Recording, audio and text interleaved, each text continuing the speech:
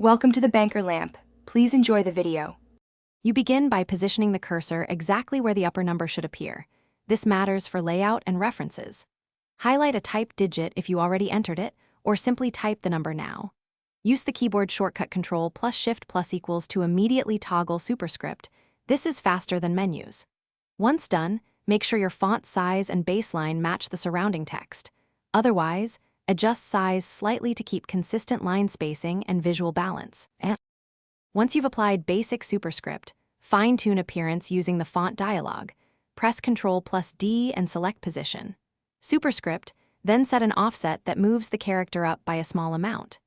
You can also reduce the font size to about 70 to 80% for natural look. Make sure to preview inline with surrounding text and use clear formatting or Ctrl plus space to remove accidental styles. This prevents inconsistent sizing or space. To finish, press Ctrl plus Shift plus equals again before continuing with normal text, because leaving superscript on changes following characters. If the shortcut doesn't work, verify your keyboard layout, disable sticky keys, and check Word's keyboard customization. Sometimes shortcuts conflict. For many numbered references, use Word's footnote or endnote tools instead of manual superscripts. They keep numbering consistent.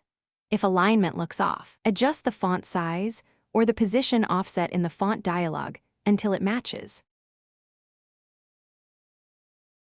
Thanks for watching. If this was helpful, leave a like and consider subscribing. See you next time.